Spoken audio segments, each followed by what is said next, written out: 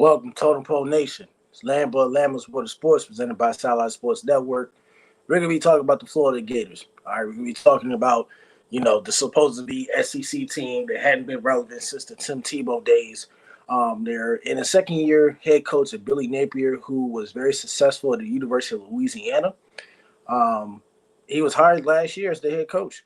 How do I feel about the Florida Gators, by the way? The Florida Gators have been somewhat up and down, inconsistent, I guess, ever since Kyle Trask left to go to the NFL. I didn't agree with Florida firing Dan Mullen, who's a former head coach at the University of Florida. So I wasn't a big fan of that either. So I guess they went into the opposite direction, but they wanted to win with high expectations. But with the Florida Gators, I mean, there's some good news. The former Wisconsin transfer, Graham Mertz, has won the starting quarterback job. He was competing with Jack Miller throughout the spring and early part of the preseason camp, but he's been expected to win on the job based on his veteran experience. Graham Mertz played for the University of Wisconsin. He transferred to Florida this year. Last year, he threw for 2,136 yards, 19 touchdowns, but he looked at Florida as a fresh start. Even though a starting quarterback record with Wisconsin was 19-12, Wisconsin went through a head coaching change along with the time last year. So that makes sense. But the Florida Gators will start their first season in the first game against Utah. Utah, baby. They play Utah on August 31st, which is the end of this month. So it's going to be a very, very tough environment.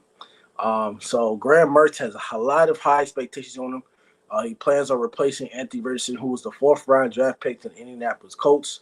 But Graham Mertz is not a dual-threat quarterback. He's more of a pocket passer, so the offense will look a lot different than it did last year with Anthony Richardson.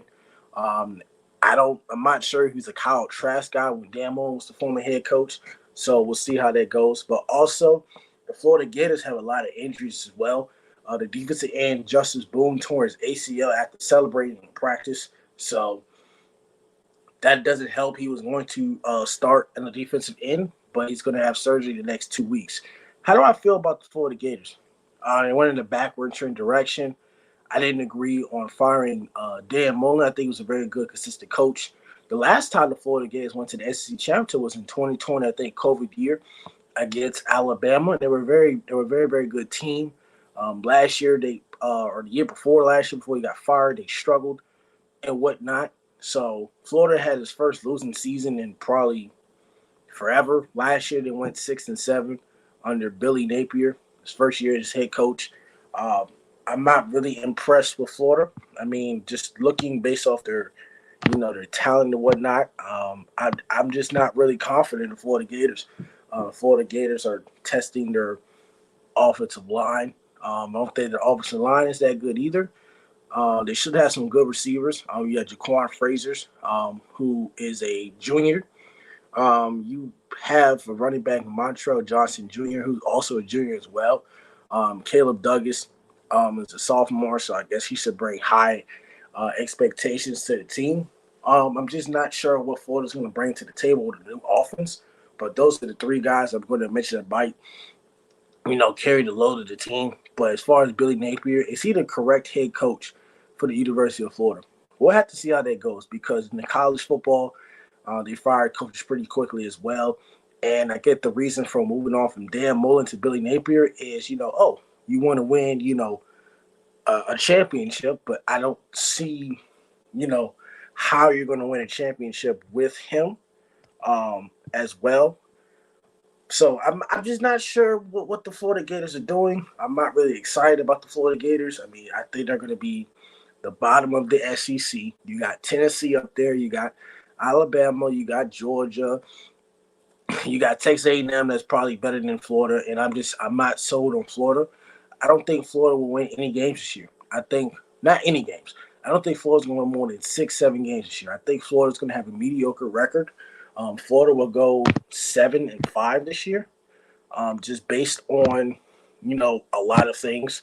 Offensive line needs work. The defense isn't really good, and you got a new quarterback and a new system. So that's just going to take a while. So The first 4 games of the year, they play Utah on ESPN. That'll be a game to watch. They play McNeese State or whoever, and then they play Tennessee and they play Charlotte. So out of those first 2 games or out of those first 4 games, they'll be 2-2. They'll lose to Utah and then they'll lose to Tennessee with Joe Milton at quarterback, and there's a possibility they might get upset by McNeese State. So how do you feel about the Florida Gators in college football? I think the Florida Gators are a bottom team. I expect it to be mediocre. I think the Florida Gators will be at best 7-5, or they'll be somewhat 6-6. So that's my take on the Florida Gators. Thank you, Total Pro Nation. Hope you like, comment, subscribe. So much Water Sports presented by Solid Sports Network. The Florida Gators will be mediocre, and they won't be good. Be catching you.